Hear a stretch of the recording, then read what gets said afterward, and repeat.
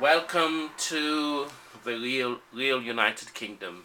Another podcast for you. This time I'm just focusing on a map that I got on the wall.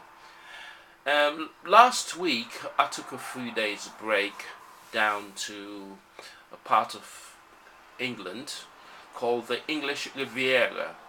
You've probably heard about the French Riviera. Well, in England, the United Kingdom, we also have our Riviera.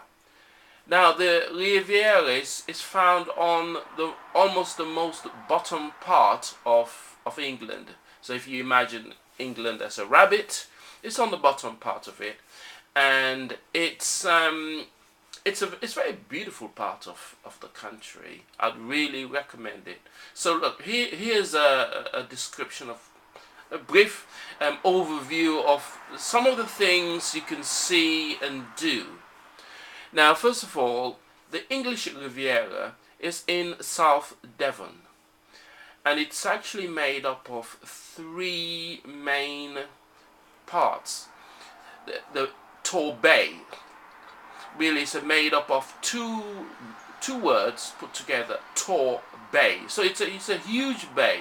Now, if you can see on the map, you'll see at the bottom of the bay, somewhere there, that's called Brixham. And on the middle, you've got Paynton. And right at the top, you've got Torquay. Now, there's something for everybody down there. Now, when I go to the English Riviera, I actually head up for Paynton, which is in the middle.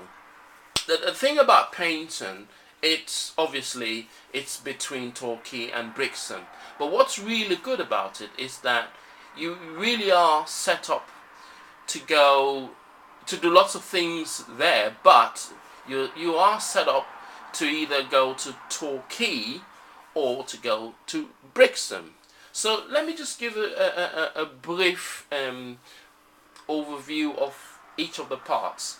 I would say for Paynton, it's a good place to stay because it's relatively, I would say, it's very family friendly, and the immediate town of Paynton, lots of amenities are very close together. So if you were to go down by train, which I would advise, especially if you're coming from London, you get by train. Lots of the places you can stay are walking distance from the train, and opposite the train station is the bus station. Now that's a central terminal. We'll come to that. But Paynton has a lot of everything's close together. So there's one main road that goes through, and once you walk through towards the sea, you've got lots of eating places, you've got lots of souvenir shops and pound shops, and places where you can play games, and they're quite reasonable. And there's also a Lidl's. Now, for those of you who don't know what Lidl's are, it's a supermarket chain. But the reason why I brought it up is because when you go to these seaside places, if you're on a self-catering, or you want to save your money, it's well worth going to the local supermarket and stock up on basics, and so you'll save a lot of money that way. So there's a little in the town of Paynton, and as I said, if you choose carefully place to stay, it's all walking distance. Okay, so when you go down to the sea, there's the pier.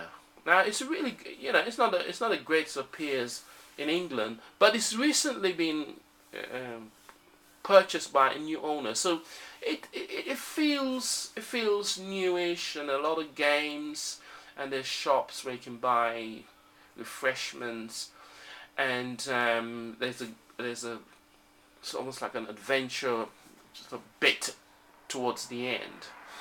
It's quite a fun place to go to. I'd recommend it. I've been going to Paynton.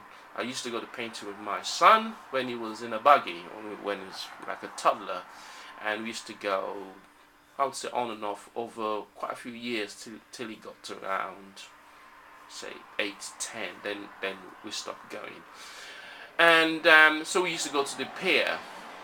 Another attraction of Paynton is the harbour. I just love that harbour. I mean, they are all around there are harbours, because that part of the world, it's an island, so obviously people have to land their boats. But the Paynton harbour, to me, is quite special. Only for the simple reason, when we first started going there, we used to do crabbing, and you'll see a lot of pens. They go down to the harbour, the inner part of the harbour, that is, and they'll do crabbing. You get a bucket and a line with, I think it's a hook, and you get some baits, and you lower it in, and catch as many crabs, put them in the bucket, and after a while you let them all go. It's a very harmless thing to do. It's a lot of fun for the little children. You can buy the buckets, everything. You can buy all the buckets and things to do your crabbing, and so that's quite an attraction. And also the other thing about the harbour is it's a really popular place for local for people who like fishing. And in the evening, especially when the tide comes in, you'll see people standing either on the harbour edge. I wouldn't advise it, but you can stand on the harbour itself and put your line out there. Strictly speaking, you're not really supposed to be fishing on the mouth of the harbour, but people do, and nobody's being prosecuted as far as I know. But it's a great place for fishing. Now, if you make your way out of the harbour, it's a very traditional. A lot of boats, and the harbour master his office is there, and but if you make your way out, you then can head off to the Paynton Pier, and there's places there for donkey riding, there's eating places, and there's a cinema nearby. It's quite good, not too expensive, and they show all the films, all the big blockbusters, and then there's pubs, and there's places where you can play mini golf. So the only thing about it is, if you've got children, then what you've got to do, you've got to try and not get too caught up in spend a lot of money and the pier, because there's all the penny games. So what I used to do is to get a bucket of 2p coins from the change machine, and once that was gone, and you collect these tickets, and then end of your stay, or as you like, you exchange them from prizes. Okay, so that's roughly Paynton. And from Paynton, you can take a steam train to Dartmouth, which is a real steam train. Or if you want to go afield, you can buy a rover ticket. For an adult, it's £5, but it's well worth it, because with that, you can travel from Paynton. You can go all the way to Brixham. You can go all the way to Torquay. It's worth it. But if you don't want to do that, you can catch a ferry boat, or ferry boats. They're just boats, really. They're not ferries like cars can go on and off. These are effectively boats. You can take a ferry boat from Paynton. You can either go to Brixham, and I will talk about Brixham in a moment, or you can take a ferry boat to Torquay, and it's quite cheap. It's £2 one way, or £3 return. So it's quite cost effective. I mean, personally, I always prefer the bigger boats, but when I went last, I took a smaller boat, and at first you can get a little bit nervous, because the water can be a bit choppy and the boats tend to bob about a bit. But these people have been running those boats for decades and decades. I suppose as long as maybe a few hundred years. So they know the waters. So there's nothing really to worry about. Okay, so that's Paynton. So personally, for me anyway, Paynton would be a stopping off point for my stay in English Riviera. Now, but you don't have to stay in Paynton.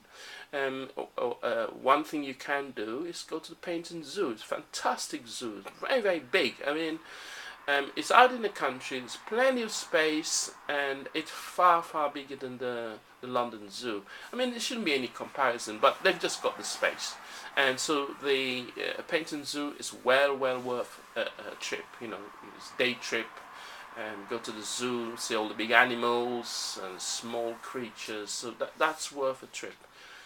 Now let's go to talk about Brixham. Now, Brixham is a working harbour. You know, it's one of the few remaining fishing harbours, and when you want to eat fresh fish, you go to Brixham. Fish and chips. You can get lots of other things there, but you go to Brixham and you'll have the freshest fish you could eat. They've got a slogan in one of the restaurants which says, "Tomorrow's fish is still in the sea." So Brixham is famous for its fish and chips, fresh fish, and another attraction they've got there is the Golden Hind. It's one of these sailing ships. It doesn't go anywhere anymore, but people go there for, you know, they go on a real life sailing boat. Probably be the size of the sort of thing that people used to use to go to the New World. They weren't particularly big, those boats. So that's an attraction. But as I said, it's a working harbour. So you've actually got the harbour which is similar to the one at Paynton, but once you go around the corner, you've actually got, you know, this is a what we'll call a water quay, where the very big trawlers come in, and when the ships come in 3, 4, 5 in the morning, they get unloaded. The fish are auctioned, and this fish could make their way anywhere up to London, the middle of the country, Birmingham, Manchester, maybe not Scotland because they've got harbours up that way, but yes, it's a working harbour, and it's worth a visit. You know, if you can take a bus. A couple of quid, you get on the bus, and then you can take a ferry boat back to Paynton if that's where you're based at. But you can stay at Brixham. I personally prefer Paynton. That's my stopping off point. Anyway. Okay, so now we go over to Torquay. Now, what's interesting about all of this, the English Riviera, is that I feel that Paynton has a fairly ordinary feel. A lot of ordinary families go there. You know, just workaday people. It's on the flat, so you're not climbing hills and valleys. But when you go to Torquay, which is on the northern, well, I wouldn't say northern, on the we would say it's the northern. That's about right. It's you can sense that it's posher. It's much more. It does feel more like a French Riviera. So, and I don't know if it's more expensive to stay in the hotels there, but it just have that feel of being a lot more refined. So, the English Riviera has something for everybody. I haven't really explored Torquay that much, but what I did do when I went was to go to a quaint town, and it escapes me. It'll come back to me. And it's Cockington. Now, there are plenty of these places there. Cockington, and it's on the grounds of Cockington is an old English manor, big house, really grand, and the gardens or the grounds that they just when you're walking through, you just kind of almost expect Robin Hood and the bandits to be riding through. It's just absolute. On a great day, sunny day, it's just absolutely perfect. I mean, the grounds, well cared for, and you can go on a horse and carriage ride around the grounds. But the village of Cockington is a perfectly preserved. Almost like it's not a miniature village, but it feels that way. And next time I go, I'll try and get a picture. See if I can put a picture on this podcast as the sort of main heading. It's picture perfect. It's miniature, or not miniature, small houses, small roads, and it's the village of Cockington, which in the old days the manor of Cockington would obviously oversee. So that's quite an attraction. So from Paignton, you can get on the bus, or you can get a car, and you get to Cockington. And the other thing around there, there's obviously there's a harbour there, and there's plenty of hotels. I mean, there's just so much to do, and it's just beautiful country, beautiful country. So that's really the English Riviera, and I would really recommend going down to English Riviera. You spend. You can go there for a few days. I would recommend the bed and breakfasts, not so much the big hotels, only for the simple reason that it's much more personal, and if you in a bed and breakfast, you get to meet, at least encounter a personal service from the owners of the bed and breakfasts or guest houses, and so I would recommend that. However, if you don't want to stay in any of the hotels or guest houses, there are plenty of campsites where you can either take a camper van, or you can take a van, or a tent. It's not something I've done, but there's something you can actually do. So that's the English Riviera. Now, how do you get there? Now, from London, you would have to, obviously going south, so there's a number of ways of doing it, but there's two ways of doing it, really. One is to either follow the M4. So to get to the M4, you might have to use the M25, get to the M4, and that takes you west, like as if you're going towards Wales or Bristol. But before you get there, you'll take the M5, and that will take you towards southwest, and then you want to be joining the A303. Or if you don't do that, because it's almost as if you're going west and then you then turning down to go southwest. If you want to go straight as the crow flies, as they say, you go on the M25, join the M3, go on to the A303, and just follow the signs. Driving time, we're looking on average from London, we're looking about 3 hours. In my case, about 5 hours, because I tend to do a lot of frequent stops, because I just find that it can be quite monotonous, and if you're tired, it's better to stop. So there are plenty of stopping off points. So I tend to stop quite frequently, refresh myself, and continue driving. So, but if you don't want to do that, take the train. As I say, the train station. In fact, the train stations around there, they're quite accessible. But take the train to Paignton. It's a couple of hours. In fact, probably an hour and a half. You're in Paignton. If you choose a guest house, sensibly by the waterfront, then everything is nearby.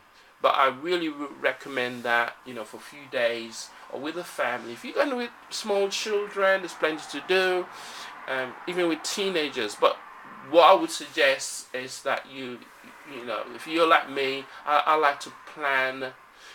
I like to have a framework of what I'm going to do when I go somewhere. And if I want to change it, then I'll change it. I personally, I don't really like getting up on the day and thinking, oh, what am I going to do today? And then step out the house and think, oh yeah, let's do that, or let's go.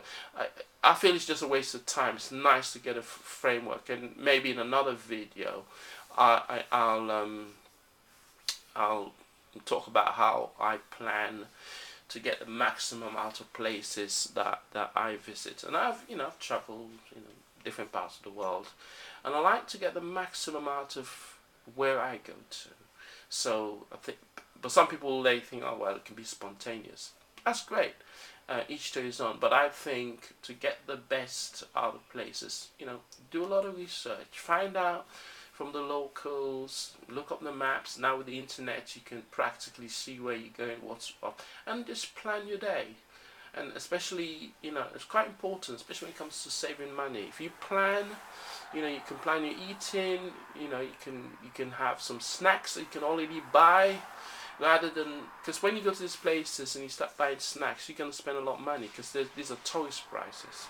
So if you get some snacks, and then when it comes to serious eating, then spend what you've saved on a good meal, rather than sort of dissipate your money on buying snacks. What's the point of buying a packet of biscuits for, say, £1, when you could have bought it for 60p or 50p, and it's not cost effective, because these are tourist prices. So that's the English Riviera, and good place to go. I mean, there's other places either side, but that's what is normally called the English Riviera, and it's well worth a visit. And so, if you got any questions, you can send comments to me.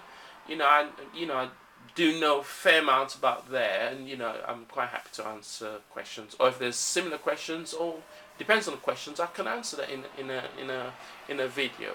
Okay, over and out. And once again, thanks for viewing the English, the real United Kingdom.